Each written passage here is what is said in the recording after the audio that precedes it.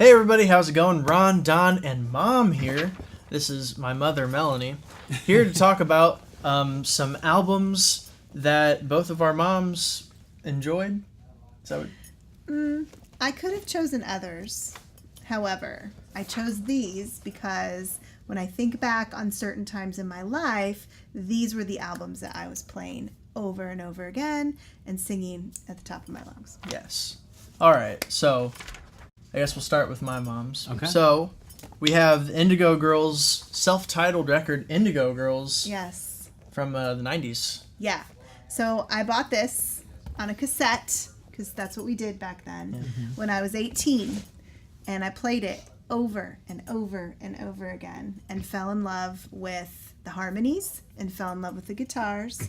And the song Closer to Fine is probably the best one on that album. I love it. I love Prince of Darkness. I love Land of Cannon.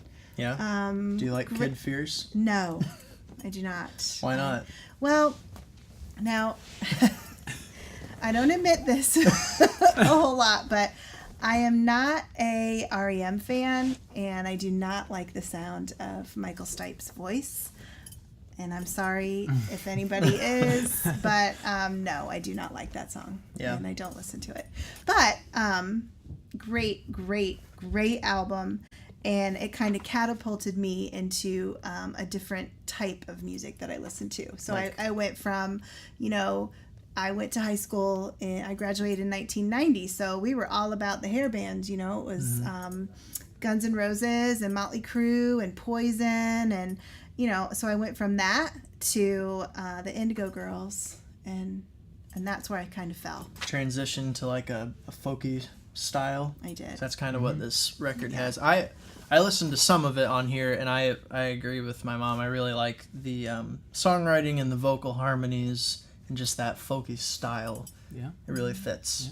Yeah. I haven't Anything really listened to it. Yeah. No. I haven't listened to the You'd like it. Oh, You'd like it, Evan. Okay. yeah, it's good. Yeah. It's good. Just You'd like it. some nice and then tunes. if you do like it, if you really do, then talk to me and I'll let you know which ones you should listen to after that. What artists do they resemble? Are they similar to other artists? I mean, you have to like folk. It's folky. Okay. So the only one I can kind of... And it's not two, it's just one, is Melissa Etheridge, if you know who she is. I was also listening to her at that time as well. She had a great, I could have put her on here too. But they're very similar. I'm sure there's others. I just, off the top of my head, can't really think of them. So then, she put on here Alanis Morissette's Jagged Little Pill. Listen, you talk to any woman between the ages of 40 and 50, and that is going to be in their top 10. Yeah. And not necessarily because of vocals or because of the music or the riffs or whatever. It's because of the lyrics. And when you are a 20-something and you are going through a horrible breakup, you play Jagged Little Pill over and over and over again. And that's what I did. Yeah. Yep. And you ought to know, which is kind of like the breakup anthem, especially if you had a real crappy boyfriend, isn't my favorite one on that album. It's Right Through You, and the other one would be Not the Doctor. So You Ought to Know is great, and it just lets you get all those feelings out, but those aren't my favorite. And there's a hidden track on there that's amazing, and it's almost like maybe what happened before she wrote You Ought to Know. So It's a cappella. Yeah, too. it's beautiful, I think. Yeah. I mean, when I listen to some of the songs, it's very 90s. I mean, it was made in the 90s, but you can tell. And I just can't stand her voice. But also, okay. when we were in high school, they would always play Ironic in the afternoon announcements. Do you remember that? I don't. I just remember freshman year, my English teacher played Ironic for our English class. Oh. And how old was she? She's probably... Is she my age right now? Yeah, See, there you go. Yeah. Case in point. Well, and then another point to make, the drummer for her band is Taylor Hawkins of the Foo Fighters, which leads to a nice transition into her next album, Echoes, Silence, Patience, and Grace. So the Foo Fighters are my ultimate band. they're my favorite. Honestly, I don't think there's anybody better. And I have been hooked on them since this album. So this is the album that solidified my love for the Foo Fighters. I because I'm 46 years old, I was around for Nirvana and I was around for all of that. But, soon after that, I was getting married and raising children and, things change a little bit. But in 2008, again, I'm 37 going on 40, and this album just kind of, it just kind of helped me through that. And I'd say my favorite song on there is Come Alive, and then I like Let It Die, Erase Replace, But Honestly, and I love the ballad of the Beaconsfield. Beaconsfield. Miners. And I like it because you almost get something different when you listen to each track. They're not all the same, and I like that. Yeah, it's definitely the most varied Foo Fighters album. This was also, because of you, the first time I listened to them at all. And this was 10 years ago, too. Like, this album is 10 years old. Yeah. That's crazy. But yeah, you got a lot of variety. It's a really good album.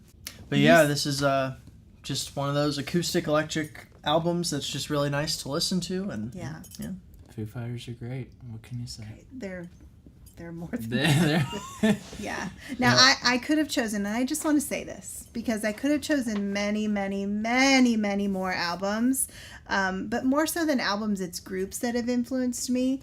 Foo Fighters being one of them, but the Grateful Dead was one of them. All my like Motley Crue and Guns Poison. N' Roses. Poison was fun, but I wouldn't say like influenced me. Yeah. I love the folksy side. James Taylor's one of my favorite. I've seen him probably 20 plus times every time he comes to town. So, I guess I think of it as groups, whereas these two might think of it as albums. I think groups too. Yeah. It's just more modern for us, kind of. Yeah. People say they were always born in the wrong generation, but there's so many groups out there that you can be influenced by anything. That's true. So, let's transition to Evan's mom's albums. My parents raised me on different kinds of music, kind of like that classic rock stuff. But when I was younger, my parents started getting into country music, okay? Kenny Chesney, Brad Paisley, Keith Urban, great artists. But it's not my favorite. Country's not my favorite. But they love country. My mom didn't start getting into country until college and all that stuff. My mom's top 3 lists of albums she loved listening to were probably Def Leppard's Hysteria made it onto the list. Yeah. This album is fantastic. I grew up listening to this. My parents both love Def Leppard. They've seen them multiple times. I have yet to see them. I want to. They're good. But They're really good. There's so many standout tracks on this album. It's crazy. And this was big when we were in high school, because your mom and I are around the same age. Yeah.